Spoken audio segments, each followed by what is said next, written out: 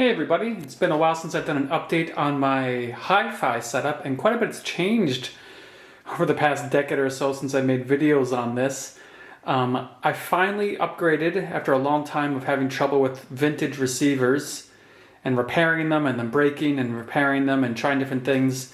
Upgraded to a modern receiver, and so I wanted to kind of show off what that was like, why I did it, why I made the choices I had, and what the trade-offs were with going with something like that. I also want to show all the different pieces of my setup I've got now. You'll see we got a turntable, tape deck, and even a mini disc deck as well. So we'll get into all that, all the fun, one by one. I've got the same album on a bunch of different formats, so you can kind of see what the difference are and why I have so much fun with this setup we got here. So let's start with the receiver. That's the brand new piece I've got. This is the Yamaha RN600A. It's having a little trouble focusing. There you go. This is a modern receiver. You can still buy it as of this recording. And the reason I got it is my vintage setups, channels would be going out. I'd be having problems. You know, left channel, right channel, static. You'd open it up, you'd clean the pots. You might replace this or that, capacitors. But eventually things would wear out again and parts were getting harder to find. And finding professionals to work on it was more and more difficult, so I was having to do it myself, and it just, for my main setup, I wanted something really, really reliable. So I decided to upgrade it to this. Love it so far.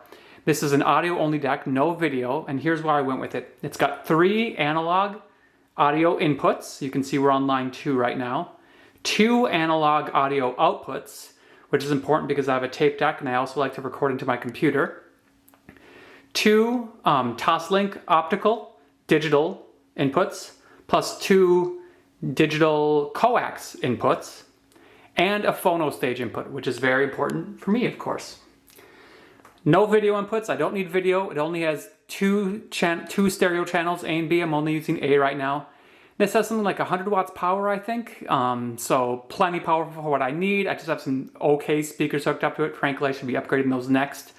I love the Yamaha that they're still doing the like the pure direct option on their setup, so you can bypass your treble and your bass and your loudness controls. They still have the loudness knob, which the old vintage Yamahas had. Love all of that. It's really, really cool. I got a silver-faced one to match the rest of my stuff. Love that they have silver-faced. They still have a headphone port or jack on it, you can see, which is nice to have. A USB, so you can plug in different things.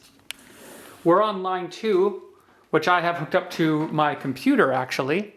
So let's just give you a start. I'm going to play Bleacher's Strange Desire here. Pump up the volume a little.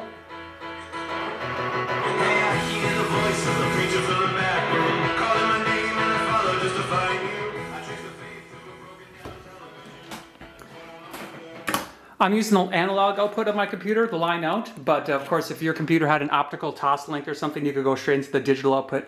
And in my experience, this receiver has a really good digital input, so that would be a great choice too. In fact, I'm thinking of upgrading my sound card. I also have the line out, the analog line out for line 2, going back into my computer. So I can very easily digitize tapes, digitize my records, digitize whatever. Show you that real quick. So if I pop open Audition. Okay. Go ahead and switch my stereo to the tuner. There it is.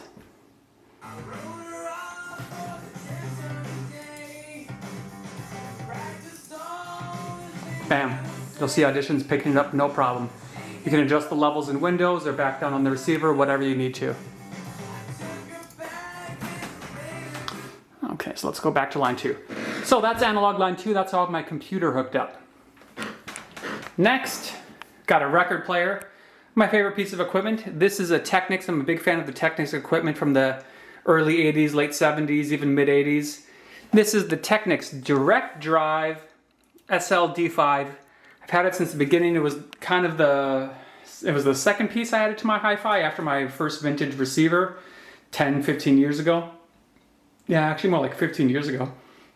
I love it because it's direct drive, so No, not belt driven, very little work needed to be done on it, fully automatic. And the D5 version of it, I think there's also like a D3, or is it the D1 SLD3, I think? Anyway, the D5 can have stackable records. You put in a special adapter on top and can hold 5 records and it drops them down and plays them. The fully automatic, of course, means it works for different sizes.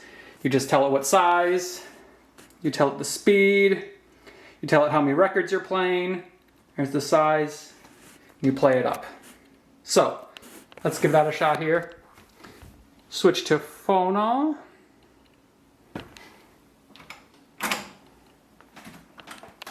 Again, we got Bleacher's Strange Desire on vinyl here. Had this a long time, love this record.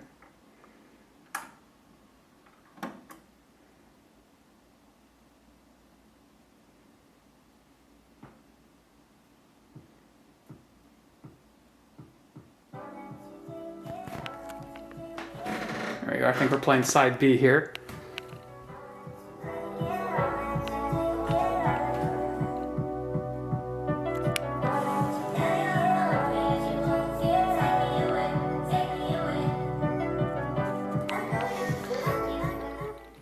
Okay, I'm using a, let me see if I can get this, yeah, M44-7 cartridge. The stylus, I can't remember, it might be a Jinko stylus. Works really, really well, something like $50, $60 for the stylus, lasts a long time. This is a beautiful turntable. If you find a turntable like this by Technics of this era in working order, I highly recommend it. If you don't need like DJ quality, you know, like the 1200 or whatever, this is gonna be a great turntable for you. And again, the fully automatic means it would detect detect when it's done and stop on itself, or I can stop it for it. Again, this receiver is awesome because it sends all of its outputs, whatever active channel you're on, into the computer. So I can very easily digitize vinyl if I want to. I don't really have a need to unless I was picking up some old used record, but you could do that. You could send the output. It sends whatever active input you're playing to both analog audio outputs at once, so very easy to digitize stuff. Okay, next let's check out my tape deck. This is also a Technics. It fits in really nice with my record player around the same era. It's the Technics M45. Again, this is direct drive, so no belts on this thing. Again, I'm a big fan of no belts. It does have rubber in it. You know, I've had to replace one of the tires, clean it, clean the heads, all the normal things. But as long as that motor keeps running, you're pretty much gonna be fine. So let's switch. I think I have this on line 3, if I remember correctly. It supports all 4 types of tape, including metal. Standard Dolby noise reduction B. It doesn't have the newer versions of noise reduction, but that's fine. You're often only going to see B, and I record most of my tapes with noise reduction on, unless I have a specific reason not to. This is standard Type 1 tape that I have Strange Desires on.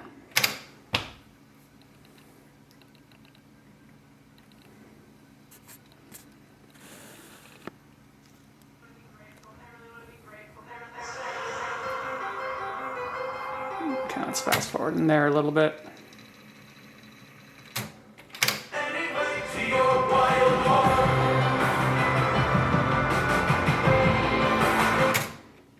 Sounds wonderful. When you're creating tapes straight from a digital source, so in my case, my computer or my server or something like that, Type 1 tapes are just fine, especially with Dolby noise reduction. In fact, half the time you don't even need noise reduction. It kind of depends what you're recording. But when you have such a clean source and a really good deck that you're recording straight onto, Type 1 tapes are great. You don't need to waste money on Type 2 tapes. I have a bunch of Type 2 tapes, unopened, original. They're beautiful. I save them for only very, very special occasions like gifts or something. Or, you know, specialty tape, something that I know I'm going to keep forever and never re-record on. But for most things, I think Type 1 is just fine. Again, I have this hooked up to my analog in. It sends the analog out to my computer. Or I have the other analog in out, from the receiver, because it has 2 analog outs, into the tape deck. So I can create mixtapes from my computer. I can create mixtapes from my server. I can create mixtapes from vinyl down to the tape. It sounds great. I've done it many, many times. Now the one downside of this receiver that I'd say I have so far is that it does not have a tape monitor or tape loop. So essentially, you can only record whatever it is you are listening to. So I can't listen to something on the radio, for example, while I'm recording something to tape on a different input. A lot of older vintage receivers, like my original Yamaha CR620, had the ability to control what output you were sending versus what input you were listening to. Not this. And really, any modern receiver you find is not going to have tape monitors, tape loops like that. You can get around that a little bit if you have a 3-head tape deck. So you can at least kind of listen to the tape you're recording at that time. But still, with this receiver, you wouldn't be able to listen to a different input while you're recording a different output. So it just means whenever I'm recording something, I've had to listen to that same thing at the same time. Or be careful that if I'm recording something from my computer that I don't like click on something and cause a bunch of other noise or whatever, or be very cautious of what I'm recording too. Really, not a big deal. I'm not making mixtapes all the time. I'm not recording stuff into my computer all the time. So it's not a huge problem. It's worth it for the modern conveniences of a receiver like this. Another convenience of a modern receiver like this is it has all the streaming services you want. I don't really use them from here because I have my computer hooked up. So if I'm streaming music, I stream straight from the computer anyway. But what I do use is the server function. So again, I have a little music server running on my NAS. All of my old MP3s and ripped CDs from back in the day are running on it. I had a Strange Desire queued up in there in the server, so it pulls it right in, starts playing it immediately, whatever was last playing. Really nice, really easy to control using this little knob here. You can tell it what you're searching for. So here, by music, playlist, smart playlist.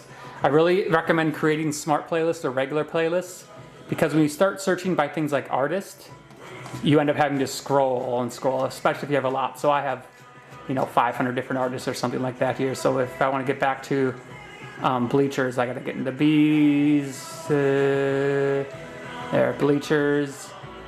Let's listen to Shadow.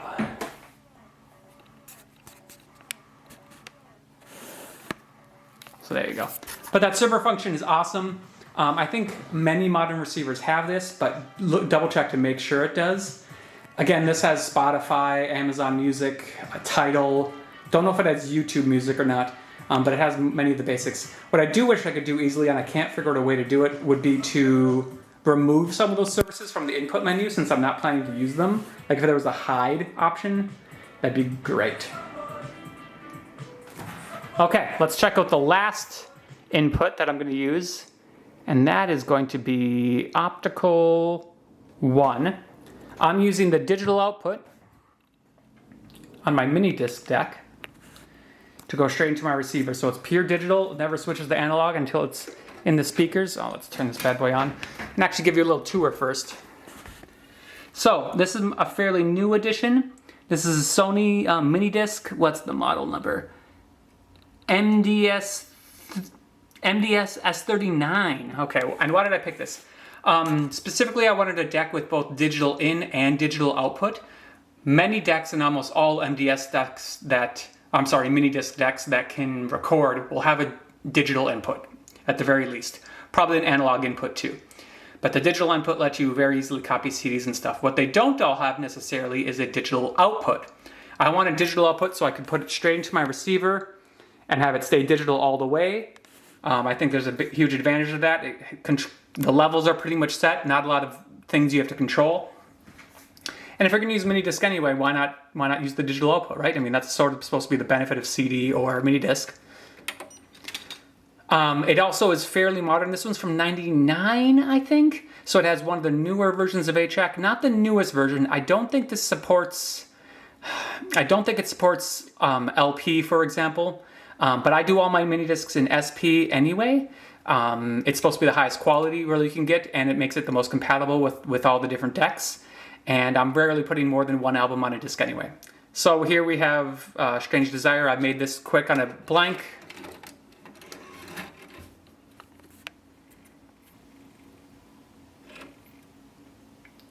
Okay, and so it's loaded up Strange Desire. It's got the album title and the artist title right there. If we start playing,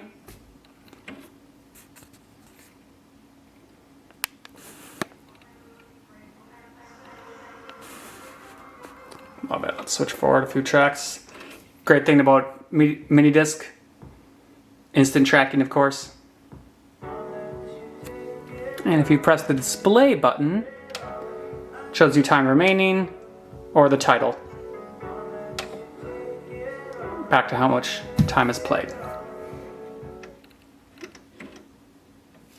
My favorite song is I Want to Get Better.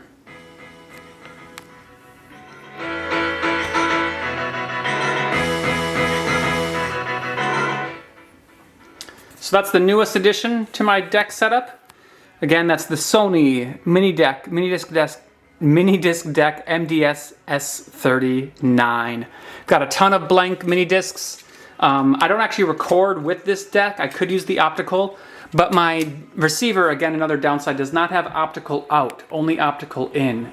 So to record into this, I'd have to use analog, which I'd rather not do for mini discs, so I use NetMD. Unfortunately, this deck is not a NetMD device. Most of the NetMD devices I can find are more expensive and larger. I love this one because it's nice and small. It fits in my setup really good. I don't use mini disc all the time because if I'm going to do digital, I usually go off my computer or my server anyway. And so I only use it once in a while when I'm kind of like in the mood for it. And so I just don't want to spend the extra money on a NetMD huge device that costs extra just to get my music on them. So I bought a really cheap NetMD portable mini disc deck. That's what I use to record to. But if you wanted to have an all-in-one, only use one mini disc device, and you never want to be like on a walk with it or take it out with you, a deck with NetMD or a keyboard hookup would be really nice. I love using Web Minidisc Pro, the web application. It lets naming titles, tracks and artists and album names super, super easy. In fact, you can pull most of that information from the metadata or the ID3 tags of your files if you have that all set up.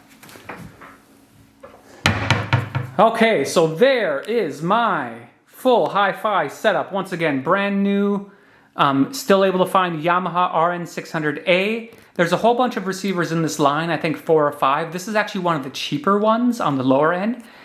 I would not recommend upping to their more expensive versions of this receiver. There's like an 800 and a 1000 because they ditched the analog outputs. I think one of them only has one analog output and one of them has no analog outputs. This has the most analog outputs of any of them, which is very beneficial if, like me, you need to record onto tape and record onto your computer. Those other ones are more powerful, of course. They might even look nicer and have more features, but my need was lots of analog audio ins, lots of digital audio ins, and lots of analog audio outs, which this has in abundance. So this is the one I would recommend, but go ahead and feel free to check them all out. It's a good size too, it's not too huge. Got my record player, Technics SLD5, the tape deck, the Technics M45, and then the Sony mini disc deck and the MDS that we showed at the very end there. So that's my hi-fi setup. Thanks for watching. Hope you liked it.